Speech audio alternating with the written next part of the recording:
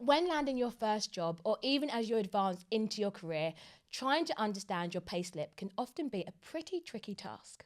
Because of this, I'm joined with Abi Foster, founder of Elent, an organisation that teaches personal finance across schools, workplaces, and on social media, to chat all things payslip in today's podcast episode. Hi Abi, how are you doing today? Very excited to have you on the podcast. Hello, it's been such an honour to be invited. Thank you so much. It's very exciting because obviously we've had a good chat before we came on, and now obviously today we're chatting all things payslips. Oh, it's my thing. Got to talk about payslips. It's your bread and butter. It is. I love it. It's very unsexy, but we still have to talk about it. But you make it sexy. I mean, with the curls, the outfits, and this is why we're chatting about it on All Things Money podcast today, because payslips can be so confusing, like I said, especially if it's your first job, or even if you advance into your career and maybe you're making bigger sums of money. I think the deductions start getting more and more, and sometimes, like I said, it can just be very overwhelming to understand. Yeah, it can get really complicated really fast, and if you've never been taught, the most common thing to do is just avoid it. Yeah. Not think about it, not look at it, and that's what we want to change. Exactly that. Before we delve into all things payslips, please introduce yourself to everyone listening. So I'm Abi. I am, as you very kindly introduced me, I am the founder of Elent Financial Education. So we started Elent to teach finance in schools. That's my why. I think that if you can teach finance to the next generation, you can eradicate so many of the inequality gaps we see in society. And it goes beyond that. So we're obviously working with corporates, and we've built an app specifically to help adults with their own finance and money understandings and their financial well-being. Yeah. And then what I do on social media and TV has been able to kind of publicize that and really blow finance education into a different realm for us, for sure. Yeah. Well, obviously you've blown up massively this year, but even if we rewind to when you very first started, what actually inspired you to start posting online? Because that can be quite scary too. So scary. And when I look back to those videos, I don't know if you've ever done this, I look petrified. Yeah. I think I have archived a few of those, because if you look back, I looked so sad. I looked depressed. I looked scared. So I had a lot, how do I want to word this? Sorry.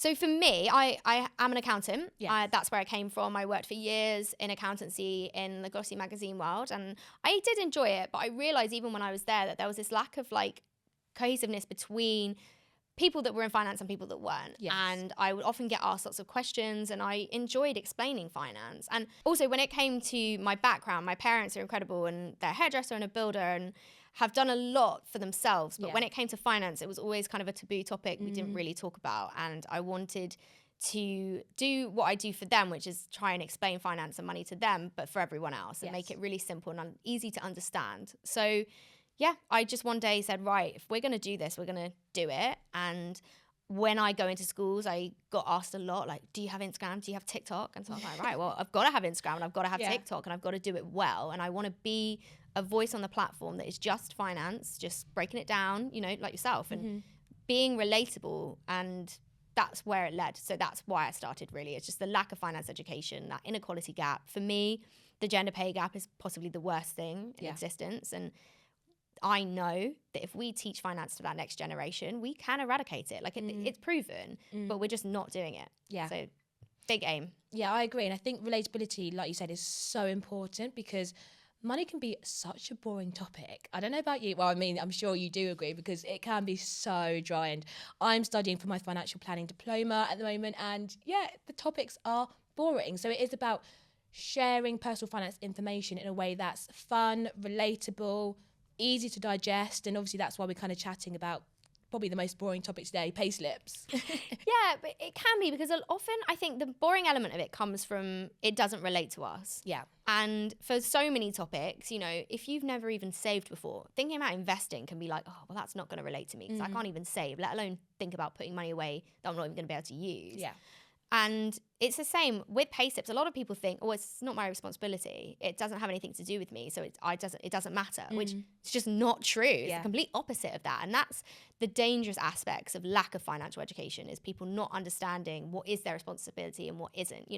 We all know that we have a responsibility to pay our electricity bill, because otherwise we won't get electricity. But for some reason, when it comes to our own finances, there's this kind of step back approach that's not my responsibility. I don't need to worry about it. And payslips was the easiest place to start, because you know, we're all, 99% of people are getting a payslip in some form or other, whether you're employed or self-employed. And actually, it's important that you understand what's going on there. Yeah, no, I agree. And yeah, I remember when I had my very first job, I actually enjoyed reading my payslip because that was before university, so I didn't have all those boring deductions.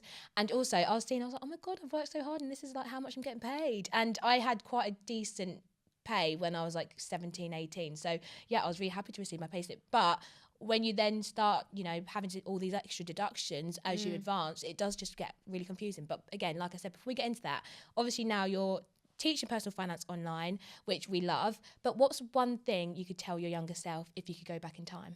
If you buy cheap, you buy twice. Oh, okay. Yeah. Elaborate. Yeah. Because I buy cheap. Okay, no, and it's not with everything. I felt like if I was going out and I would go shopping, I would always try and get a deal, or I get the most, like, if there was an option between something I liked and something that was cheap, I was going cheap. Okay, I get you. And actually, it often meant that I didn't want the thing that I'd bought. I didn't love it. I didn't want to wear it. This kind of goes down to clothes mainly. Yeah. And actually, it was a waste. And actually, as I've grown up, I've decided, actually, I'd rather invest in things I want to wear, especially. And it's not to say that I go out and just buy designer clothes, because I definitely don't. It's just to say that I invest in things I want, the key pieces that I want, and I'm going to spend money on them. So yeah, for me, it was the kind of buy cheap, buy twice. No, to be fair, when you put it like that, I do agree, because my mum's always on my neck at the fact that I might buy on like from ASOS and they complain that the clothes don't fit right. And she's like, if you just invest in like better quality clothing, then you literally just you won't be able to complain. And I agree. Do you know what as well? Do you know Candice Braithwaite? Yes, love her. I love her. Honestly, her podcast is amazing. She said something the other day, and she was like, she likes having the luxury to be able to buy from people she wants to buy from as well. Yes. So like, you know, designers that she has like heard of, or that come from a space that she's empowering, like love that. Like, I think it's so important to not only buy what you love and what you want to wear, but also buy from somewhere that you know is good value to not just your own wardrobe, but to society as well. Yes. I think we need to, you know, make more of an impact with our money. And I think it actually comes down to even those basic things, like, where are you spending it? What are you buying, and who are you buying from? Because, you know, we can all get angry at these big companies that don't necessarily, they're not aiding climate change, and yet we still spend with them. Do you know what I mean? So I think, not to go too deep, but I would say that's true. Something I really resonated with when Candice was talking about it, and she was just saying, I get the privilege to buy from these like small boutiques of people that really care, and they're gonna make some incredible outfits. And I'm like, yes, let's follow that. Like, anytime a friend of mine starts a business, I am the first. I'm like, right, what can I buy from you? Because I know it's about supporting others. Yeah, and they've got the idea and the brains, and they just need the support. Yeah, no, I agree. I mean, money is power, isn't it? And it's where you put it that makes the most impact. So like we said, money is power. So I'm keen to know, as another quick fire round question, what's been one of your best ever purchases? My Kindle. Hands down. Or any ebook reader provider. Okay. It's on offer. But I never used to read, really. I'm dyslexic. I just thought I couldn't, which is not true. Yeah. And when I decided actually I wanted to start reading a few years ago, the biggest barrier is lugging around books. And tell me about it. And the expense. If you read regularly, it can be really expensive. Exactly. And then storing them. And like, I love a book, don't get me wrong. And any friend of mine that brings out a book, I'm the first. But my Kindle has been incredible because it gives me the ability to just like put it in my bag, take it with me wherever. You can even put it in your pocket sometimes without a bag, and then have access to just wealth of knowledge. And it's made me read so much more. I use, have you ever used Goodreads? Yes. Yeah, so I track everything on Goodreads, and I love it. And I've set myself a goal of 27 books this year. I'm on 15 already. This year? Yeah. Oh my, what? How? I've become a bookworm. I've got Kindle Unlimited. That is incredible. Yeah. I literally, from last year, I maybe picked up one book. Then, beginning of this year, picked up Seven Husbands of Evelyn Hugo. Ooh, and then from good. that, oh my God, so good. Okay. And then from that, I've realised because I think when you're in your 20s, everyone talks about all these self-help development books, and you try them and you get really bored, and then you're like, oh my God. And then you realise there's a whole world of fiction books. And if you find great authors. Oh my gosh. It'll teach you so much. I love that for you. I got to 20 last year because it was a year before last that I like really picked up my reading. And I have a mix of like finance, like non-fiction and fiction, but fiction really has like built up for me the same. And I think, like you said, you can learn so much from fiction books, from these incredible female characters as well. I love it. And for me as well, it's been really good to like downtime and like instead of scrolling my phone, I can scroll through my Kindle and it's at easy access. So I would say best purchase has been my Kindle. It gives me so much access to so good. a wealth of knowledge, and it's good for me and my brain as well. No, I agree. I think it's really important. And to be fair, funnily enough, I actually don't have a Kindle yet, but I plan to, because at the moment, expenses, you know? So I was buying books from Amazon, and then I switched to reading on my phone, which is not great because obviously you're still scrolling. But yeah, I'm an avid reader now, which my friends are really shocked by. But reading has become my whole entire personality, and I'm here for it. But when it comes to our payslips, obviously we come back to this topic of payslips. I guess there's so many kind of terms and phrases that you kind of come across on there. That, again, like I said, it can be really daunting. So let's start with gross pay. What is gross pay? If someone was to read their payslip on payday, what does that mean? Right, that's your start point. Gross pay is where you start. So we all know when you get your first job, what's the most important thing? What are you being paid? And it's like, I'm being paid 19 grand. I'm being paid 20 grand. Great salaries. Apparently the average right now is 30, which I was definitely not on my first salary. And you go, right. And what you do is you take that, let's say you're on 20, and you divide that by 12, and that gives you your monthly gross pay. But let's say that we are doing this average 30, because it's a really easy number that I have in my head, that if you were on an average salary of 30k, your gross salary would be 2.5. Okay. So that's where you're starting. So you divide that by 12 to get you your 2.5 per month. And that is your salary before any deductions. And I mean all and any deductions. That's where we're starting. Interesting. So that's a very good place to start, right? Now, you mentioned the term deductions, which I'm sure many people listening to the podcast see numbers, the minus, the minus, the minus. So deductions, chat to me about them. What kind of deductions can we expect to see on our payslip? Deductions. Oh, it's the sad part. I don't like doing this part, but it has to be done. So what can you see on your payslip? There are the standard. So the pensions. So what you'll see possibly just straight under your salary is a pension deduction. And that's a salary sacrifice. And the reason it's kind of near your gross salary is because if you deduct your pension, you get what's called your taxable income. Okay. So the bonus with pensions is there's like this tax relief. And if you take your gross salary less your pension, it gives income that you will then be taxed on. That's a deduction we'll get to in a second. So that's your first, so your pensions. You could also have other salary sacrifices like cycle to work schemes, etc. You might see benefits in kind in there as well, like if you have a car. And then big ones, there's your taxes and your student loans. Ugh. That is done off of your taxable income. So that gross less your pensions, let's say. You've got your national insurance and your income tax. You have currently two employment taxes that you pay. For instance, we know there's some changes, so be aware of like things happening in the news, like the spring budget. We saw another drop to that national insurance number, so that's really important to look into because your pay slips change. Yes. And then also you'll find around that deduction box is your student loan. If you went to uni, I cannot repeat this so many more times. You didn't go to uni and you're seeing it on your pay slip, it shouldn't be there. This is a genuine thing that has happened to me, right? I was at a corporate event and someone said, oh, I've been contributing into student loans. And I never went to uni, but I just assumed until I saw your video that basically everyone had to, and it was just this like tax that we had to pay in the UK for other people to go to uni. No. I was like, I'm sorry, come again? Like, why? Anyway, they were due like a huge refund. It was amazing, great, they got their money back. But please be aware, your student loan, please be aware what plan you're on as well. So many plan changes recently means that if you went to uni pre-2012, you're probably on what's known as Plan 1. Yeah. Post-2012, you're on Plan 2. And then post this year, post last year, 2023, you're on Plan 5. Yeah. So different plans mean different things because it means you pay your student loan back at different thresholds. So that is your deductions from pensions, taxes, and your student loans. Fun, right? Yes. Well, it's fun in the sense that you should be aware of it because often you can get those, things that go wrong, you don't know. But again, with most of finance, and you and I both know this, you don't know what you don't know. How do you know what to ask? Yes. And if you've never looked at your payslip, how do you know what you're looking for? And this is it, like you said, it's so important to check your payslips.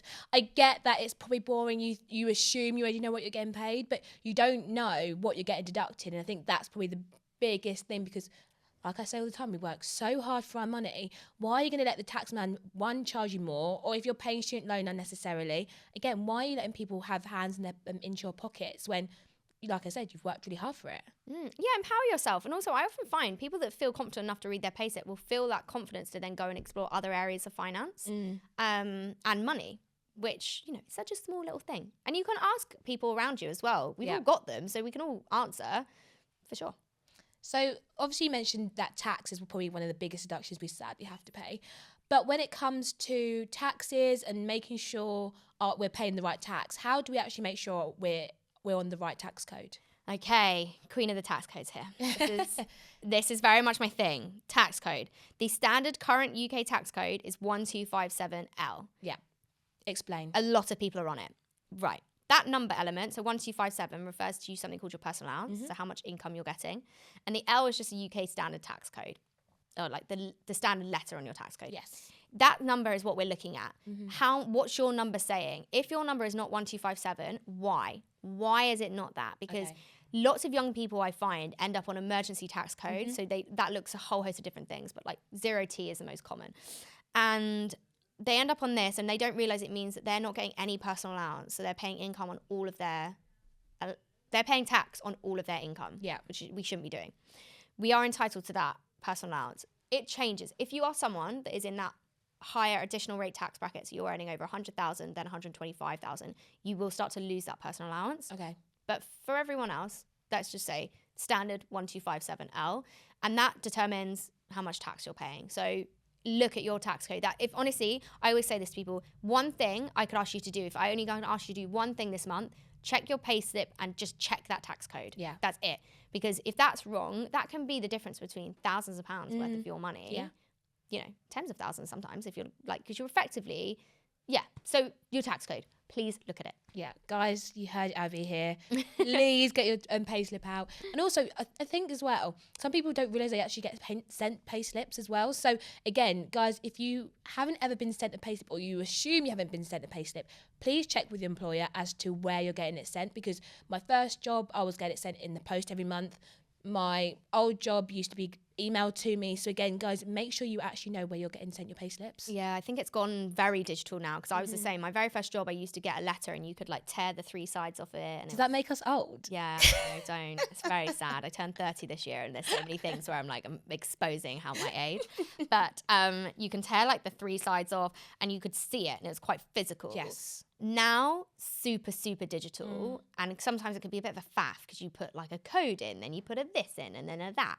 And it can be one of those barriers to entry because you think, I ain't got the time. I'm not doing it. But definitely worth doing. Now, I guess when it comes to, again, making sure your tax codes are correct, what do you recommend people do if they look at their payslip today and realise, 12570L is not on my payslip? What should they do? If your tax code looks different, I would say contact HMRC. So if there's something else on your payslip that you think's wrong, so for instance, like your name's spelled wrong or something's been put in wrong, you're on the wrong student loan plan, contacting your HR or payroll team at your company is your first step. But when it comes to your tax code, that tax code is given to your employer by HMRC. So if you 9 times out of 10, if you go to your employer, they're going to say, well, you need to contact HMRC. Yes. So I'm just cutting this middleman situation out for you and telling you, look on the HMRC app. They have a brilliant app. It is literally called HMRC. Didn't know they had an app. They do. And you can even do things like you can download your national insurance number into your wallet, like your phone wallet, which is so useful. But you can look on there, see what's going on, and then you can contact them. You can, reach out to them, call them. Yes, okay. Their phone lines are not. Oh, they're the world's worst. Respectfully, they are the world's worst. I'm doing some campaigns with HMRC. Yes. So their team is wonderful behind the scenes, but I know their phone lines do get a lot of stick. So I'm not saying that they're changed overnight and it's going to be a very lovely experience, but you have to do what you got to do. Yeah. Contact them. And they're the ones that can enact the change, and they're the ones that can be like, right, your tax code is different because of this reason. Because, you know, people can come to us and say, oh, my tax code's different. And I can give a guesstimate as to why, but I don't know you specifically. I don't know all of your financial background history, because sometimes your tax code can change if, for instance, you underpaid tax last year. Yes. You know, and I don't know that about you. So you need to go and find that information out for yourself.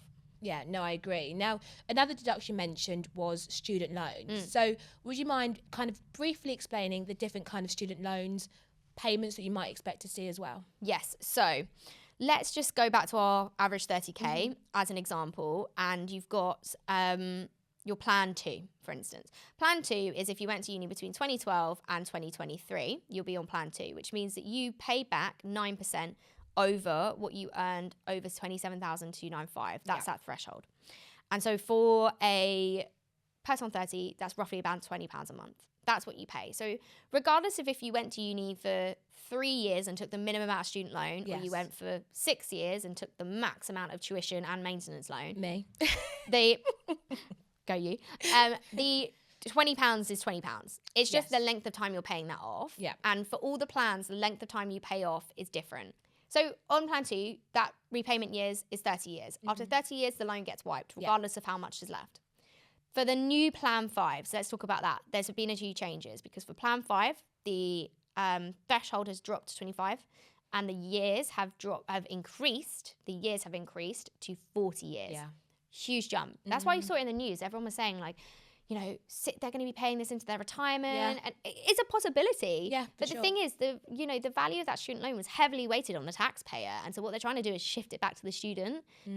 Is it right? Is it wrong? It's so hard to say, but that's what's happened. Yeah. No, thank you for explaining that, because again, like you said, that's a really big change that's happened. That, you know, for someone like my sister, for example, who started uni last year, that she's now in that plan 5 category. I mean, soz sis. But yeah, it's a big thing you need to kind of think about, especially if you're planning on going to university from this year onwards, because uni is becoming more expensive, which is not fun. Yeah. Also, you also mentioned pensions as another deduction. So again, give us kind of a breakdown as to how much we should be paying on our pension as standard. That's a big question, and I have to say this, and I know it's a frustrating answer, but it is personal. Yeah. So when it comes to pensions, I would recommend contributing as much. What's the default? Yeah, as much as your employer is willing to match is my default. So for instance, the minimum I think is they can match up to 3%, but you were expected to put in 5%. Like, yes. If your employer in any way hints to you contributing more than that, match it, because you don't want to be leaving money on the table. You know, some employers will match up to 10%, and if you're not matching to that, you're just leaving money, because they don't have to pay it if you don't. And what's even more scary for a lot of young people are just opting out completely from their workplace pension. And again, you opt out, they have no obligation to contribute to a pension you're not contributing to. Yeah. So you can be leaving money on the table in that respect. So yeah, I'd say the minimum is match at least. But, you know, if you are someone that's able to put more away when you're younger, oh God, that is something I wish I had done when I was younger. Yes. Is contribute more to my pension, because it really didn't mean that much to me back then. I had far less things. Outgoing. Far less outgoings. Really, I thought I had a lot of outgoings, but I really didn't. And yeah, I wish I'd contributed more to my pension when I was younger, because you just have the beauty of compound interest. Yeah. You do. Yeah. No, I agree. I've completed my 2nd year of being self-employed. I've increased my pension contributions. And obviously being self-employed, it's so hard to do sometimes. You don't know how much available you have on a month-to-month basis. But I was like, no, Ollie, you can afford an extra 60 quid. I mean, you spend that easily in a weekend drinking, so you can put that towards your pension. This is the thing. It's just like a minimum automated spend. And you'll always find, I don't know whether it's like a money mindset thing, but you'll always find the money will just be there. Yeah. And it will. You just have to kind of put it on, you know, believe in yourself. You know, I'm sorry, I'm going to have to quote Candice again, because I just love her. But she said, like, they know your worth. They're just hoping you don't. Oh, that is true. That is so true. I love this quote. I think I've said this like a million times to people now. And I think it comes down to ourselves as well. Like, other people know what we're worth. We just have to remember that we are worthy of putting into our pension for our future self. We are worthy of looking at our own payslip. We are worthy of all these things, because actually it's our responsibility. Well, I mean, I know. Especially because, like you said, state pensions, I'm not going to dive into it today, but it's dire. So, yeah, I know when you do look at your payslip, sometimes you're thinking, oh, that pension contribution that could be better spent in my current account.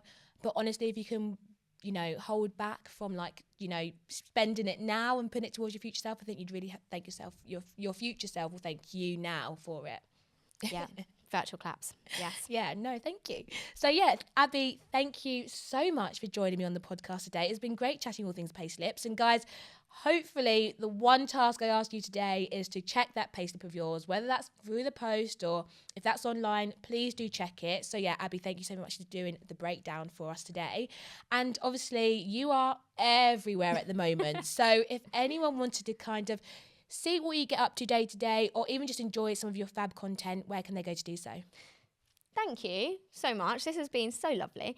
And if you want to find me, so it's at Elent, so ELENT_finance. And that is everything. So Instagram, YouTube, TikTok, all the same. But yeah, it's been an absolute pleasure. Thank you so much. You're welcome.